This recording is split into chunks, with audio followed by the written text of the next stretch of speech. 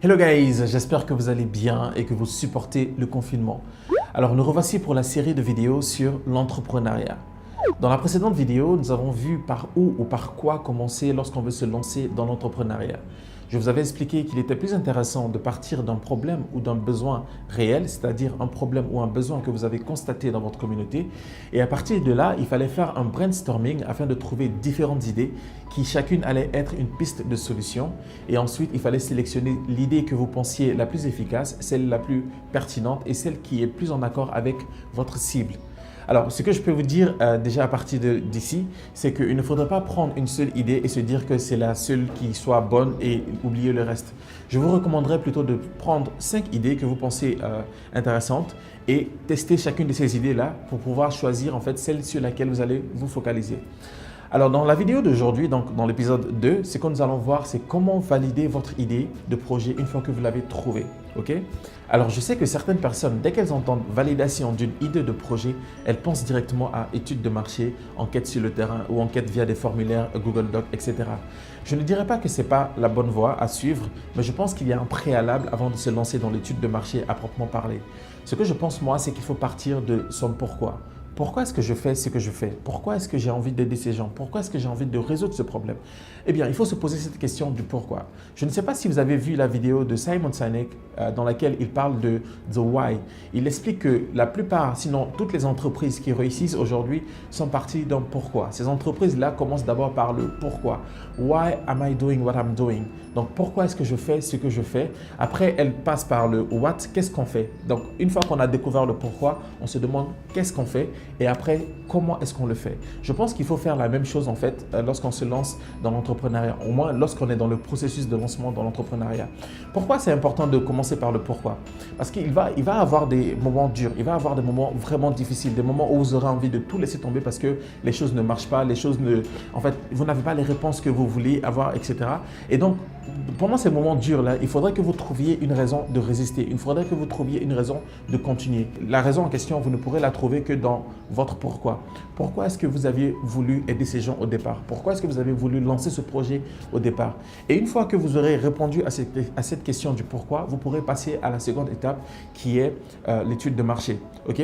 Prenez vraiment le temps de répondre à cette question du pourquoi. Pourquoi est-ce que j'ai envie de résoudre ce problème et pas un autre? Pourquoi est-ce que j'ai envie de faire ce travail et pas un autre? Pourquoi est-ce que j'ai envie d'aider ces gens principalement et pas d'autres? Vous voyez?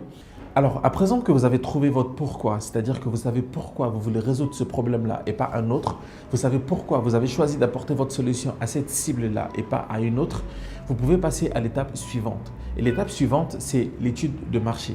Alors, l'étude de marché, qu'est-ce que c'est? Il s'agit d'un travail que vous effectuez sur le terrain afin de s'assurer qu'il existe un marché pour ce que vous voulez proposer. C'est-à-dire qu'il y a des personnes qui rencontrent le problème que vous avez constaté et qui ont besoin de la solution que vous voulez proposer et qui sont prêtes à payer pour cette solution-là. Il faudrait que ces 3 choses soient remplies. Pourquoi?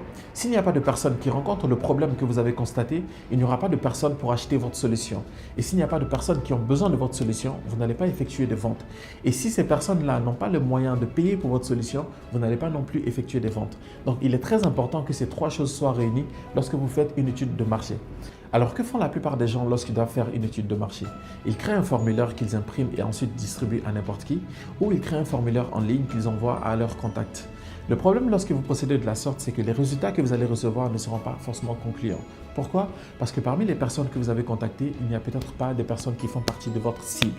Prenons un exemple. Supposons que vous avez l'idée de créer un service en ligne qui propose de la coiffure et du make-up à domicile pour les femmes parce que vous avez constaté que beaucoup de femmes galèrent à trouver un salon de coiffure et de make-up dans leur localité. Ok? Et pour valider cette idée, vous avez décidé de faire une étude de marché. Et pour faire cette étude de marché, vous avez créé un formulaire, vous avez imprimé ce formulaire et vous le distribuez à différents gens ou vous avez créé un formulaire en ligne que vous avez envoyé à tous vos contacts. Et il se trouve que parmi ces contacts-là, j'en fais partie. Alors, si je tombe sur votre formulaire, je vais peut-être le remplir par gentillesse parce que je me dis, bon, si je connais la personne, il faut que je remplisse le formulaire. Le problème, c'est que les résultats que vous allez recevoir, c'est-à-dire les réponses que vous allez recevoir venant de moi, elles ne seront pas concluantes parce que je ne fais pas partie de la cible. Vous voyez? Donc, ce qu'il faut faire ici, c'est quoi? C'est s'adresser vraiment à votre cible, c'est-à-dire des personnes qui sont vraiment susceptibles d'effectuer l'acte d'achat ou d'effectuer l'action que vous attendez d'elles. Et pour connaître véritablement votre cible, il faudrait que vous dressiez le portrait de votre client idéal, ce qu'on appelle le buyer persona, c'est-à-dire la personne la plus susceptible d'effectuer l'acte que vous attendez d'elle, c'est-à-dire acheter votre produit ou payer pour votre service. Dans le profil de votre client idéal, on doit pouvoir trouver les réponses aux questions suivantes. Qui est-il? Où vit-il? Dans quelle tranche d'âge est-il? De quel genre est-il? Quelle est la taille de ses revenus? Quels problèmes rencontre-t-il? Qu'est-ce qui le passionne? Qu'est-ce qui l'intéresse? Bref, toutes les informations à savoir sur votre potentiel client.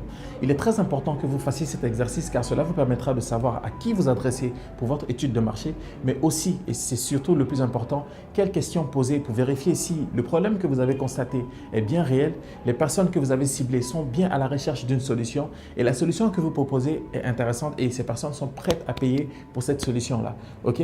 Donc, une fois que vous aurez toutes ces informations, c'est-à-dire que vous savez que votre problème, celui que vous avez constaté, est bien réel, que les personnes que vous avez ciblées sont vraiment à la recherche de cette solution-là, vous pouvez vous dire que votre marché existe et il est vraiment temps de passer à la concrétisation de votre projet, c'est-à-dire à la fabrication du produit ou à la création du service, etc.